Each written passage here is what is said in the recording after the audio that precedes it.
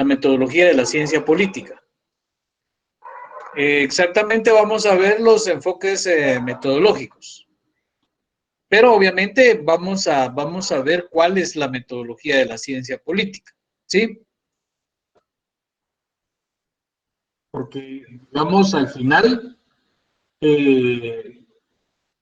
vamos a comprender que la metodología de la ciencia política es el materialismo histórico, ¿sí? Por eso es que aquí en este sumario ustedes pueden observar, eh, digamos que hacemos más énfasis en el materialismo histórico que en los otros enfoques sociopolíticos. Toda vez que el materialismo histórico, pues como decíamos, es la metodología de esta ciencia, ¿verdad? En primer lugar, vamos a ver en qué consiste el método. Bueno, ahí ya lo dice. Ustedes recuerdan, eso se los dijeron a ustedes en sus cursos del primer semestre. En los 4 cursos, creo. ¿Sí? Es una serie de pasos ordenados cronológicamente, encaminados a un fin. ¿Sí? De manera que ustedes sabrán que nosotros cuando vamos a hacer algo,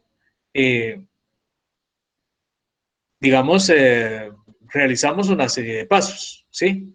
Por ejemplo, para ir al trabajo, realizamos una serie de pasos, ¿sí? Eso es un método, o sea, el método que utilizamos para ir al trabajo o el método que utilizamos para ir a la universidad. Bueno, cuando hay clases presenciales, por supuesto, ¿verdad? O se puede decir en este caso, ¿verdad? Para conectarnos a las clases en la U, ¿verdad? Tenemos que realizar una serie de pasos. Por ejemplo, salir de nuestro trabajo, dirigirnos de una vez a nuestra casa o al lugar donde recibimos la clase, ¿verdad? Nos conectamos en, qué sé yo, un teléfono, una tablet o una computadora, la encendemos, ¿verdad? Colocamos un cuaderno ahí a la par y empezamos a hacer anotaciones, ¿verdad? Eso es una serie de pasos, o sea, eso es un método, ¿sí? Entonces, acá tenemos esa definición de método. Una serie de pasos ordenados cronológicamente, encaminados a un fin. Y entonces, ¿qué son los enfoques sociopolíticos o metodológicos? Bueno, un enfoque metodológico o sociopolítico es una teoría implícita o explícita acerca del método, contenida en la manera de estudiar y de explicar los fenómenos de la vida social. Entonces resulta de que los fenómenos de la vida social se explican de una manera, bueno, de maneras distintas, mejor dicho, ¿sí? Algunos los describen, algunos enfoques solamente los describen, otros, o mejor dicho, otro enfoque lo explica, lo describe y lo explica, ¿sí? Entonces hay una diferencia entre los objetos metodológicos.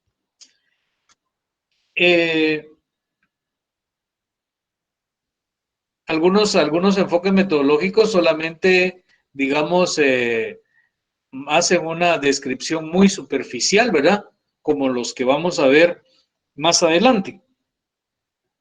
Por cierto, hoy no nos da tiempo ver todos esos enfoques sociopolíticos.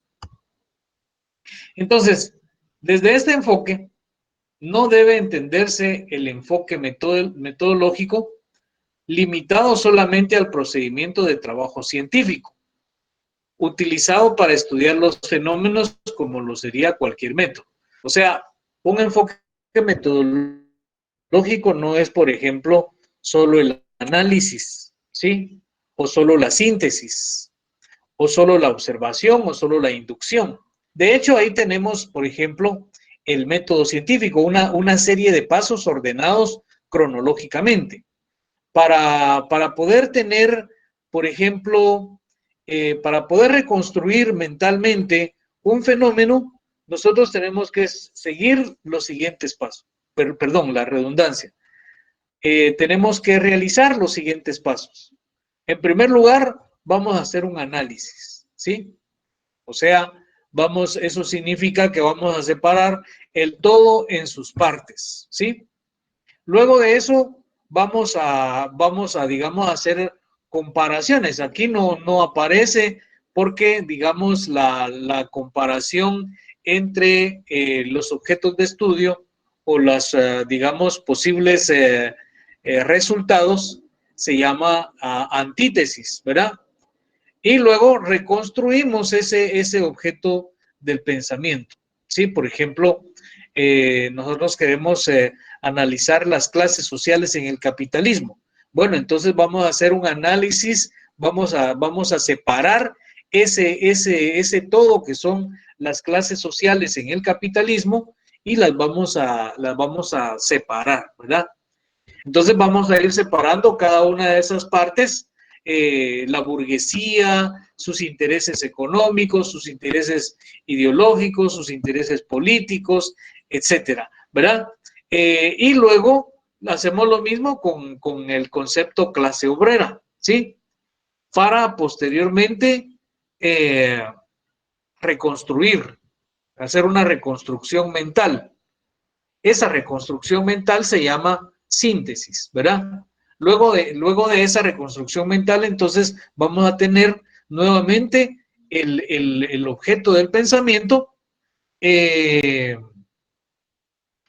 lo vamos a tener, digamos, reconstruido mentalmente, ¿sí? A eso se le va a llamar lo concreto pensado, ¿sí? Ahora, obviamente para poder hacer ese análisis tenemos que hacer una observación, ¿sí? O sea, tenemos que partir de la realidad objetiva, porque para poder hacer el análisis, como repito, primero tenemos que, digamos, determinar cuál va a ser nuestro objeto de estudio. Luego, observarlo, ¿sí? Luego, iniciar ese análisis, esa síntesis, ¿verdad? Para eso necesitamos, obviamente, hacer inducción o deducción, ¿sí? Recuerda eso de la inducción y la deducción, lo vieron en lógica el año pasado, ¿verdad? Entonces, el enfoque metodológico o metodología debe entenderse como el método de estudio y explicación de los fenómenos como la forma concreta y real en que es utilizado el método de trabajo científico y, por lo tanto, determinado por el sistema conceptual de ideas, ¿sí? Eso significa entonces que si un método es una serie de pasos ordenados cronológicamente, el enfoque metodológico o metodología va a estar constituida por una disciplina científica, ¿sí? Por ejemplo, el materialismo histórico, ¿sí? Por eso es que mencionamos que la metodología de la ciencia política es el materialismo histórico, porque ustedes saben que el materialismo histórico es una ciencia, ¿sí? Es una ciencia que está conformada por un conjunto de conocimientos sistematizados y en desarrollo, ¿verdad? Ustedes saben que el materialismo histórico se expresa a través de principios, categorías y leyes, ¿verdad? Entonces, ese materialismo histórico es una metodología, ¿sí? Ahora, el método es solamente una serie de pasos, ¿sí? Lick, Entonces, ¿qué manda? disculpe, tengo una pregunta. En el Adelante. libro hay una definición que dice, debemos entender por enfoque metodológico la teoría implícita o explícita acerca del método contenida en la manera de estudiar y de explicar los fenómenos. Ajá. Estaría bien, si supongamos en dado caso, en el parcial vendría con esas palabras, estaría bien.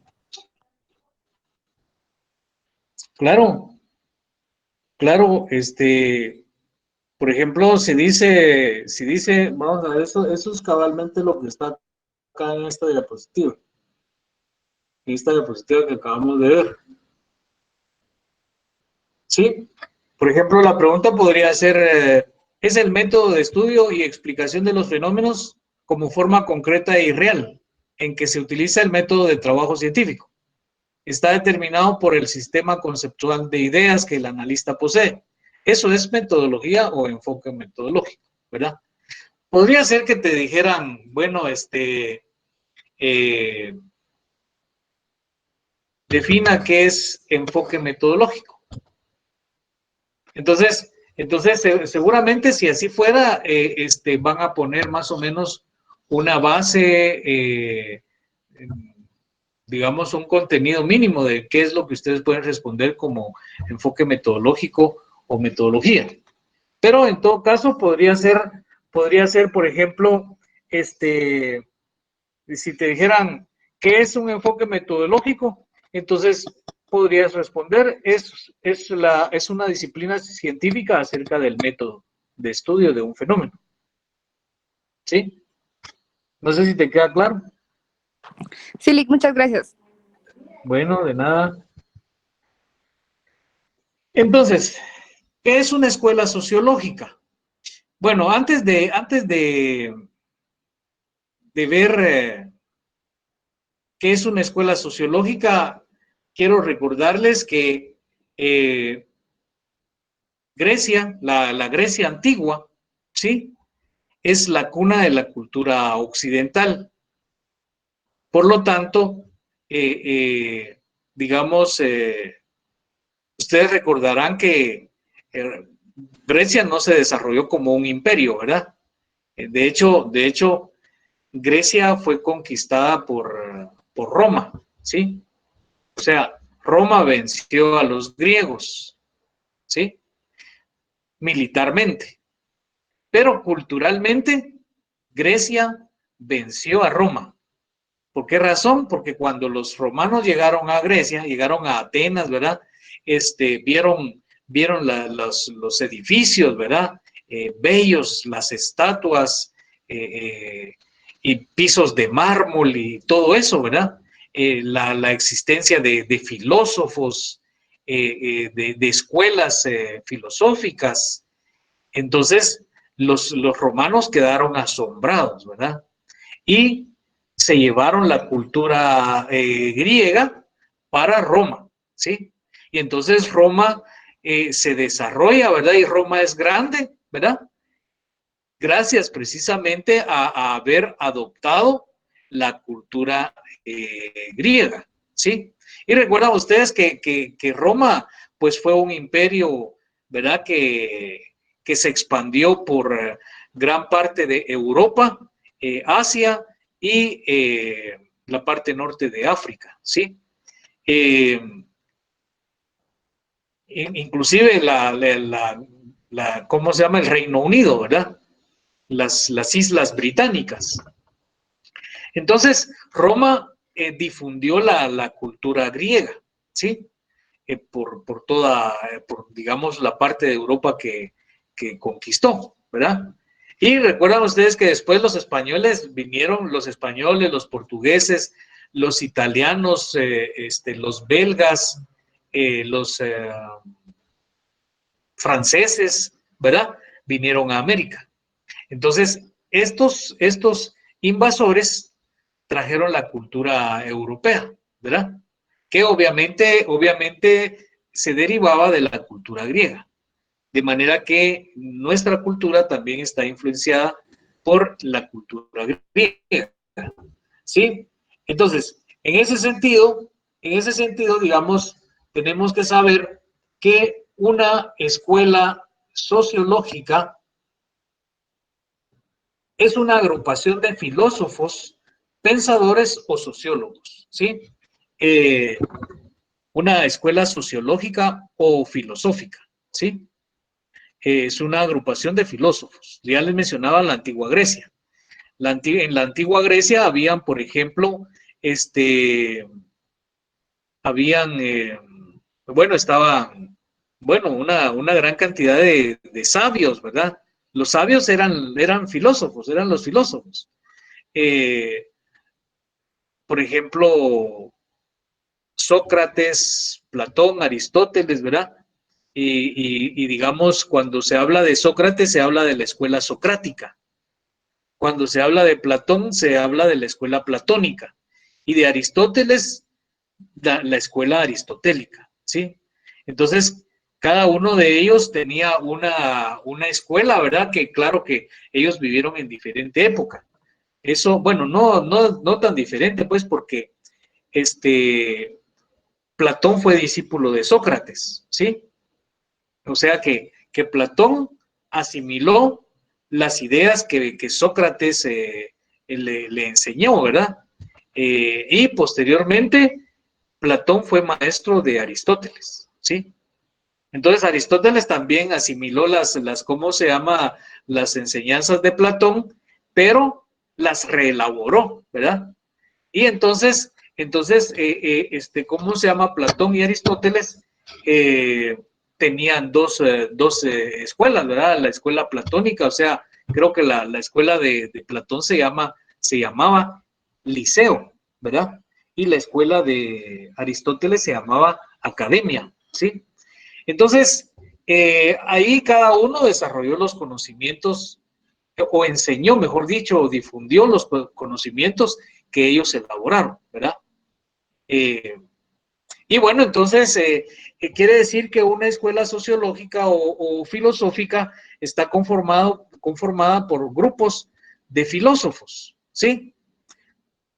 Bueno, para el próximo día, que es mañana, ¿verdad? Mañana sí tenemos clase. Voy a agregar a esta presentación, ojalá me acuerde y tenga tiempo, voy a tratar de hacerlo al final, una diapositiva, ¿sí? Una diapositiva es una imagen, en realidad es una imagen, donde aparecen los diferentes eh, filósofos de la antigua Grecia, ¿verdad? Entonces, ¿qué característica es la de esa agrupación de filósofos? Bueno, toman un nombre, etiqueta o denominación de acuerdo a los rasgos comunes de su manera de pensar o de proceder respecto al estudio de la sociología, ¿sí? Eh, entonces, por ejemplo, la escuela de Platón o escuela platónica era una escuela idealista, ¿sí? Eh, entonces, surge, dice, a partir de las enseñanzas de un maestro y en oposición a una escuela rival, ¿sí? Digamos también entre los antiguos griegos, ¿verdad? Los sabios también está, por ejemplo, Tales de Mileto, ¿verdad? Otro filósofo. También está Diógenes el cínico, le llamaban a este personaje, porque digamos, un sabio que vivía, digamos, como indigente, ¿verdad? Parece que algo así como el Chavo del Ocho, que vivía creo que en un barril o algo así, ¿verdad? Y hacía sus necesidades ahí en la calle, pues, ¿verdad? Y pues en una oportunidad, esa es una anécdota que cuentan, ¿verdad? En una oportunidad fue visitado por Alejandro Magno, y Alejandro Magno le dijo a Diógenes, pídeme lo que quieras, le dijo Alejandro Magno. Y Diógenes le dijo, hazte a un lado que me tapas el sol, ¿verdad? O sea, Diógenes no quería nada material, ¿verdad? No quería riquezas, ¿sí? Esa es la anécdota. Entonces, eh, ofrecen una propuesta para entender, explicar y transformar la humanidad en general y a las sociedades en particular. Es también conocida como escuela de pensamiento, corriente de pensamiento o escuela filosófica. Entonces, cuando hablemos de un enfoque sociopolítico, podemos hablar también de una escuela filosófica o de una corriente del pensamiento. Aquí están, por ejemplo, las principales escuelas sociológicas. Perdón. Eh, entonces dice, a lo largo de la historia de la humanidad siempre ha existido el análisis de lo social, por lo que se han desarrollado distintas corrientes del pensamiento de acuerdo a la época, estructura y tipo de sociedad. Bueno, entonces acá tenemos, por ejemplo, algunas de las escuelas sociológicas que han existido, digamos, dentro del capitalismo, ¿sí? Entonces tenemos, por ejemplo, el positivismo, ¿verdad? Positivismo, funcionalismo, estructuralismo, evolucionismo, todas estas que vemos ahí, inclusive, bueno, obviamente el marxismo, ¿verdad? Son enfoques sociopolíticos, ¿verdad? Pero estas tienen un elemento material, ¿sí? O sea, digamos, se pueden considerar como todas, ¿verdad? Como enfoques materialistas, pero solo el marxismo como un enfoque materialista científico, ¿verdad? Los otros no, porque ya lo vamos a ver en las diapositivas siguientes, pero eso será el día de mañana, ¿sí? Entonces, vamos a ver en primer lugar qué es el marxismo. Es un movimiento ideológico político que contiene un sistema de conocimientos científicos en desarrollo sobre los fenómenos de la naturaleza, la sociedad y el pensamiento que constituyen la concepción del mundo de la clase obrera. Y entonces, ¿por qué? Vean ustedes, vamos a volver a esta diapositiva. Dice que contiene un sistema de conocimientos científicos, ¿verdad? Y un aspecto muy importante es este que está señalado acá, que dice en desarrollo, ¿verdad? Eso significa que los conocimientos científicos marxistas no son absolutos, sino que están en desarrollo, o sea, son relativos y van cambiando conforme cambia la humanidad, conforme cambia la sociedad, ¿sí? Se van desarrollando. Entonces, sobre los fenómenos de la naturaleza, la sociedad y el pensamiento, que constituyen la concepción del mundo de la clase obrera. ¿Por qué razón constituyen la concepción del mundo de la clase obrera? Sencillamente porque los conocimientos científicos que conforman el marxismo, digamos, exponen, analizan, mejor dicho, analizan y exponen los fenómenos sociales desde un punto de vista totalmente científico, totalmente objetivo, ¿sí? Y por lo tanto, expresan la esencia de esos fenómenos, expresan las verdaderas causas y las verdaderas consecuencias de esos fenómenos. Por eso es que el marxismo, como conjunto de conocimientos científicos, está conformado por un conjunto de ciencias, ¿verdad?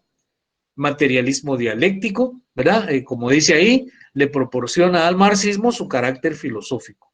¿Por qué razón?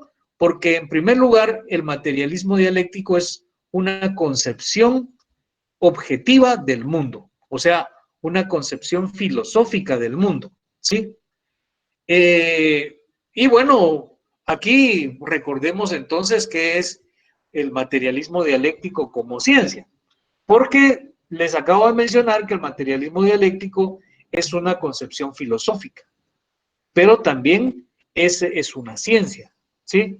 Es una concepción filosófica porque digamos, interpreta el origen del mundo de una manera objetiva, ¿sí? Por eso es materialismo, ¿sí? Y es una ciencia porque ese materialismo dialéctico está conformado por principios, categorías y leyes, ¿verdad? De ahí que sea una ciencia. Recuerdan ustedes la definición de ciencia. Ciencia es un conjunto de conocimientos sistematizados y en desarrollo que se expresan a través de principios, categorías y leyes, ¿verdad? Bueno, conocimientos que son lógicos y coherentes y que se comprueban en la realidad. Entonces, ahí pues el aspecto científico del materialismo dialéctico. Pero resulta que el materialismo dialéctico como ciencia se define como la ciencia que estudia las leyes más generales del desarrollo y funcionamiento del mundo material y espiritual, ¿sí?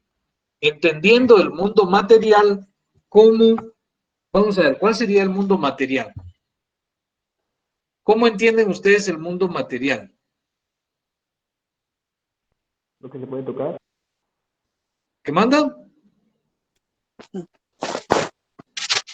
Todo lo que podemos ver o tocar. Ajá, todo lo que podemos ver o tocar. Lo que nos promueve a seguir adelante. Hablando. Lo que, ajá, lo que nos mueve para seguir adelante. ¿Y qué nos mueve para seguir adelante? Las necesidades. Las necesidades son históricas, ¿verdad? Pero ¿y dónde se dan esas necesidades?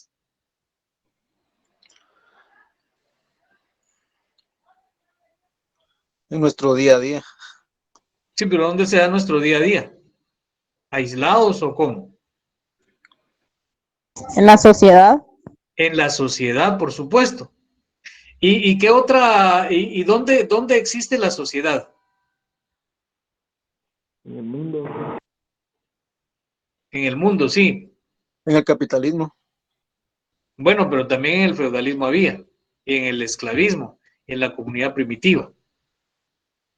¿Dónde existe la sociedad?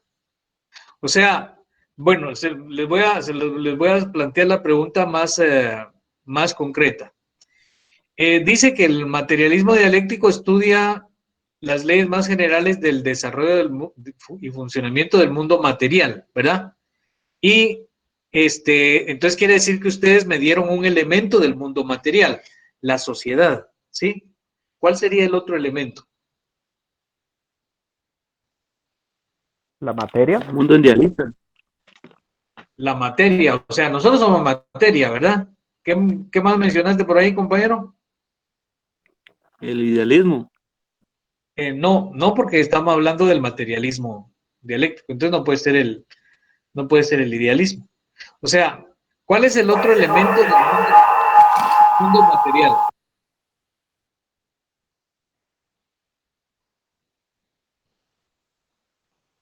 Le podría repetir la pregunta, disculpe. Sí, ¿cuál es el otro elemento del mundo material? Uno, ya me lo dijeron, la sociedad. ¿Cuál sería el otro? Las relaciones sociales, Lick. Bueno, las relaciones sociales se dan en sociedad, vamos. Entonces, ¿Podría ser el capital? no porque el capital es, recordad que el capital se presenta en manos del capitalista, ¿verdad? Se presenta en forma de dinero, ¿sí? La materia. El mundo material está conformado por sociedad y El pensamiento. el pensamiento es de la sociedad, ¿verdad? De los individuos.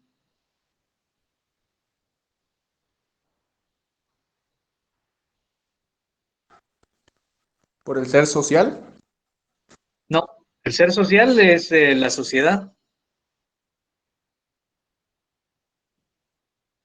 La producción material, digamos, el ser social.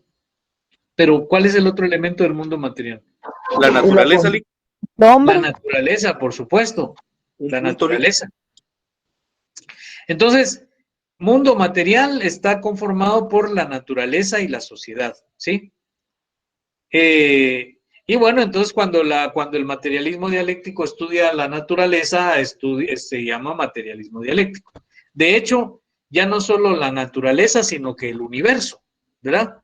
Porque los científicos que estudian el universo no van a creer que lo estudian con, por ejemplo, utilizando la teoría neoliberal o utilizando, por ejemplo, el enfoque positivista o el organicista o el enfoque sistémico, ¿verdad? No. Los astrónomos basan sus estudios, ¿verdad? ¿Cómo se llama? Investigaciones astronómicas, ¿verdad? En la física, en todo eso, ¿verdad? En base al materialismo dialéctico, ¿sí?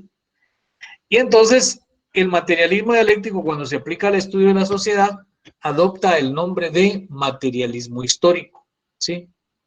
Y el materialismo histórico le proporciona al marxismo su carácter sociológico, ¿sí? Mientras que la economía política también le marxismo su carácter económico, ¿sí? Eso significa que digamos, el marxismo es una concepción, primero es un movimiento ideológico político, porque implica el estudio de todas las esferas de vida de la sociedad e implica también asumir una posición, ¿verdad? Una posición política basada precisamente en esa digamos, conjunto de conocimientos científicos, ¿verdad? Y por lo tanto, entonces decíamos que la economía política le proporciona al marxismo su carácter económico.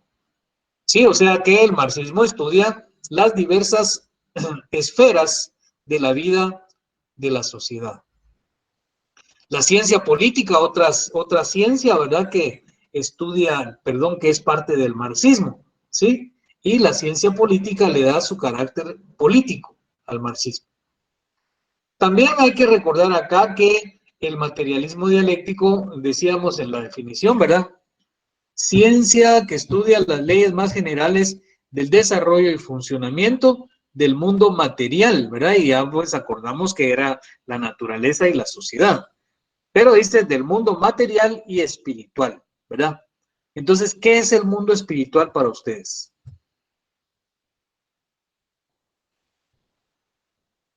Algo que no se ve.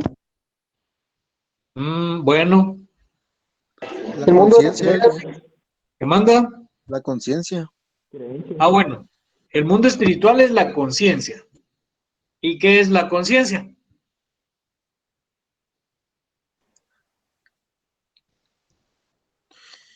¿El pensamiento? El pensamiento, es correcta la respuesta. Sí, el pensamiento es la conciencia o el espíritu, el mundo material, ¿verdad? El mundo material al que se refiere el materialismo dialéctico es el pensamiento. Entonces, cuando el materialismo dialéctico estudia el pensamiento, adopta el nombre de lógica dialéctica, ¿sí? Y la lógica dialéctica le proporciona también al marxismo su carácter filosófico, ¿sí? Porque es el materialismo dialéctico aplicado al estudio del pensamiento. Y la lógica dialéctica, cuando estudia el pensamiento, lo hace en base a la relación del pensamiento con la realidad objetiva, ¿sí? Aquí hay algunos aspectos fundamentales del materialismo histórico, perdón, sí, del materialismo histórico. En primer lugar, es parte integrante del marxismo, ¿verdad? Ya lo vimos en la lámina anterior. En segundo lugar, posee un principio fundamental. El ser social determina la conciencia social. En tercer lugar, el materialismo histórico es la ciencia de las leyes más generales de desarrollo de la sociedad, ¿sí? O sea que el materialismo histórico estudia las leyes más generales de desarrollo y funcionamiento de la sociedad. Siguiente, para el materialismo histórico, el desarrollo de la sociedad es una sucesión sujeta a leyes, ¿sí? Eso significa que para el materialismo histórico, la sociedad capitalista no es otra cosa que producto de una sucesión sujeta a leyes. O sea, de la sucesión de una formación económico-social a otra más perfecta, ¿sí? Bueno, con eso no quiere decir el autor, pues, que el capitalismo sea perfecto, ¿verdad? Sino que se refiere específicamente a que el capitalismo es una sociedad más desarrollada que la feudal, ¿sí? Y el feudalismo en su momento fue una sociedad más desarrollada que la sociedad esclavista. Y la esclavista en su momento fue una sociedad más desarrollada que la comunidad primitiva, ¿sí? Entonces, bueno, así es, por esa razón es que el materialismo histórico considera que la sociedad es una sucesión sujeta a leyes. Entonces, el materialismo histórico estudia los fenómenos sociales, los fenómenos desde su origen, cambios cualitativos, su evolución, cambios cuantitativos, hasta su terminación, cambios cualitativos. O sea, ustedes pueden observar entonces acá, tanto en ¿cómo se llama? En el cuadro anterior, como en este que estamos viendo acá, la manifestación de las leyes de la dialéctica, ¿sí? Por ejemplo, en la anterior, ¿verdad? Para el materialismo dialéctico, el desarrollo de la sociedad es una sucesión sujeta a leyes, ¿sí? Entonces estamos hablando de una formación que cambia la sociedad de una formación económico-social a otra más perfecta. Estamos hablando ahí de la ley de la negación, ¿sí? Y en este cuadro que acabamos de leer, donde dice cambios cualitativos, origen, cambios cualitativos, evolución, cambios cuantitativos y terminación, cambios cualitativos. Nuevamente, estamos ahí ante la manifestación de la ley del tránsito de cambios cuantitativos a cambios cualitativos. Y el otro cuadro dice, el materialismo histórico es la única metodología científica que existe para el estudio de los fenómenos sociales. Pero hay una cuestión también importante, ¿verdad? Acá en estos cuadros también podemos observar que en este tercer cuadro, en el cuarto, mejor dicho, podemos observar que ese tránsito de una sociedad a otra más perfecta se da también mediante la resolución de los antagonismos de clase, ¿sí? Eso significa que tanto en el esclavismo como en el feudalismo y en el capitalismo han existido y existen, por ejemplo, en la sociedad actual, clases fundamentales y antagónicas en las que se manifiesta esa ley de la dialéctica llamada ley de la unidad y lucha de contrarios, ¿verdad? Entonces, en el último recuadro dice que el materialismo es la única metodología científica que existe para el estudio de los fenómenos sociales. ¿Por qué razón? Bueno, porque es la única metodología que parte digamos, de leyes objetivas, ¿sí? Que parte de principios, categorías y leyes, ¿verdad? Objetivas, todo objetivo. De manera que los otros enfoques que mencionamos en la lámina anterior no son digamos, no tienen el elemento científico, ¿verdad? A pesar de que, como les mencioné, pues poseen un elemento materialista, ¿verdad? El hecho de partir de la observación de los fenómenos, ¿sí? Entonces, el materialismo histórico, bueno, ya decíamos una definición, ¿verdad? Estudia las leyes más generales y fuerzas motrices del desarrollo y funcionamiento de la sociedad. ¿Por qué es una metodología? Porque de manera explícita contiene una teoría sobre los fenómenos sociales y una teoría acerca del método que ha sido posible desarrollar. De manera que el materialismo histórico se expresa a través de sus tesis fundamentales, que son las que tenemos acá en este momento ahí, ¿verdad? Principios, categorías y leyes. Acá tenemos los principios, no los vamos a leer, ¿verdad? Porque pues eso ya los leyeron, ya los estudiaron ustedes en su curso de socioeconomía general, ¿sí? Acá están las categorías que seguramente ustedes estudiaron en su curso de socioeconomía general, ¿verdad?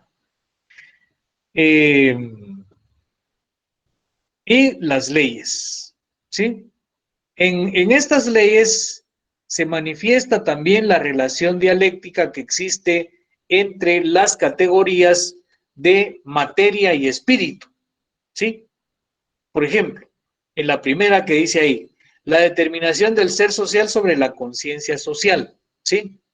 En el materialismo dialéctico se habla acerca de la determinación de la materia sobre el espíritu, ¿verdad? De manera que trasladando ese principio de la determinación de la materia sobre el espíritu al materialismo histórico, hablamos de la determinación del ser social sobre la conciencia social, ¿sí? La necesaria correspondencia entre las relaciones sociales de producción con respecto al carácter y nivel de desarrollo de las fuerzas productivas.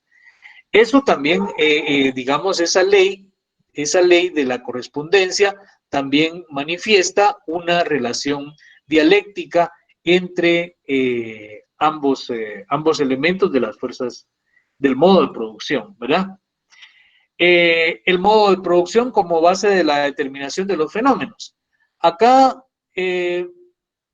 tenemos que saber que dependiendo del modo de producción, así va a ser el carácter o el tipo de fenómenos sociales que se van a dar en ese modo de producción. Por ejemplo, en el modo de producción esclavista, ¿qué fenómeno social se dio?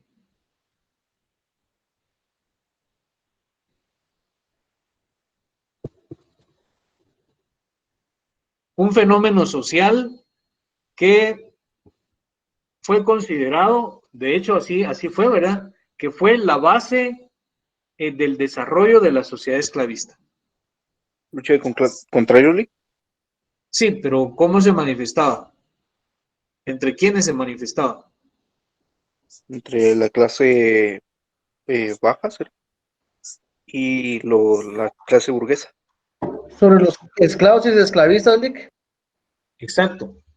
Entre esclavistas y esclavos. O sea, en el esclavismo no, en el esclavismo, ¿verdad? Con modo de producción no existían burgueses y proletarios. Existían esclavistas y esclavos, ¿verdad? Entonces esas relaciones, entre esas clases sociales existía una lucha de clases. Ahora, eso es un fenómeno social, ¿verdad? Entonces, sobre la base sobre el modo de producción esclavista, se dio la lucha de clases entre esclavistas y esclavos, ¿verdad? Es un fenómeno propio del régimen esclavista. Otro fenómeno social que fue propio del régimen esclavista fue precisamente la explotación extraeconómica de los esclavos a manos de los esclavistas, ¿sí? Ahora, entonces eso quiere decir que en el esclavismo no podemos hablar de una generación y apropiación de plusvalía, ¿verdad? ¿Por qué razón? ¿Por qué no se puede decir, no se puede afirmar que en el esclavismo existió generación y apropiación de plusvalía?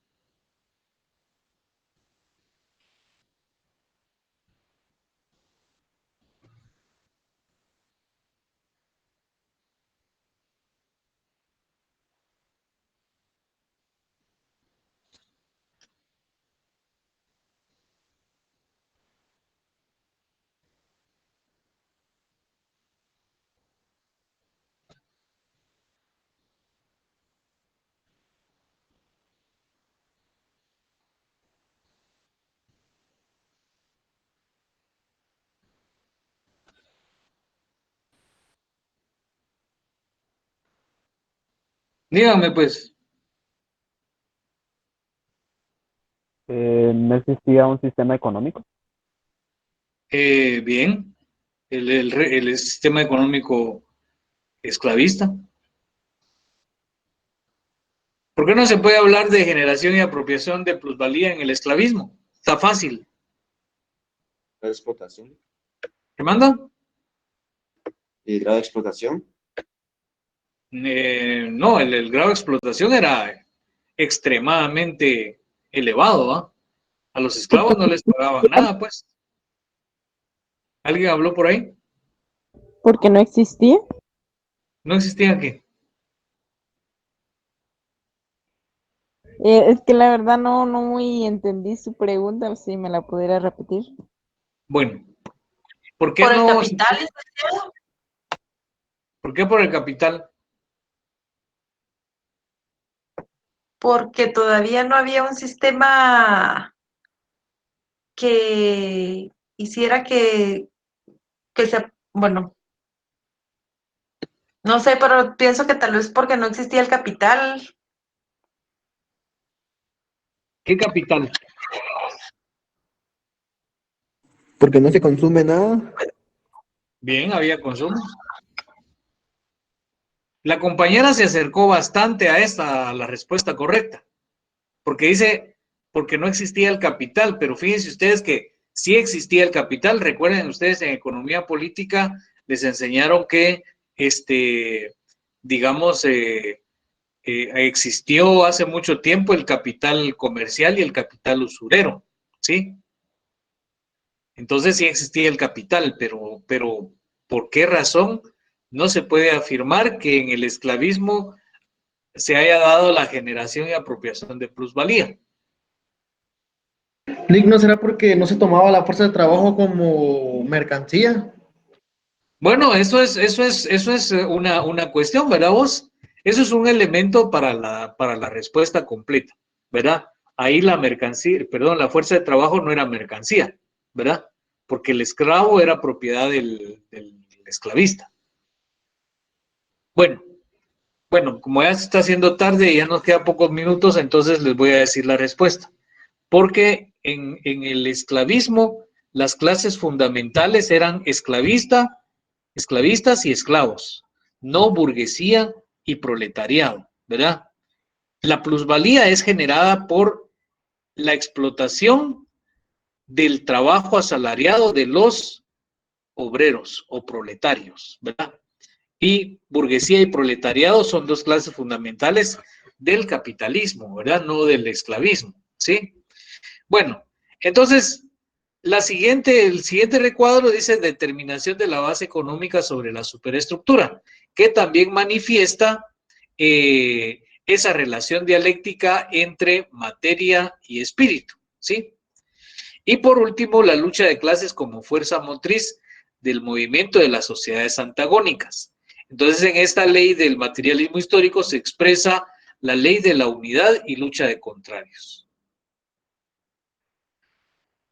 Y con esta me despido, como dice Chente Fernández, base teórica y metodológica, o sea que el materialismo histórico es base teórica y metodológica de todas las ciencias sociales y de las investigaciones sociológicas concretas. ¿Qué significa eso? ¿Por qué el materialismo histórico es base teórica de las ciencias sociales? Porque sus principios, categorías y leyes sirven de base o premisa verdadera para realizar nuevos descubrimientos científicos. O sea, utilizando el materialismo histórico como metodología, en la ciencia política, en la economía política, se pueden hacer descubrimientos científicos nuevos, ¿verdad? Y base metodológica, porque la teoría acerca del método de conocimiento de la vida social que contiene el materialismo histórico sirve para realizar una investigación científica de los fenómenos sociales. O sea que, digamos,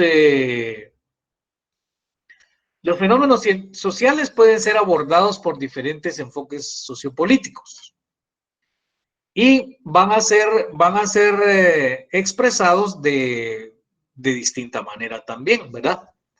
Pero solamente aquellos fenómenos sociales que sean abordados desde el punto de vista del materialismo histórico van a ser planteados de manera objetiva, ¿sí?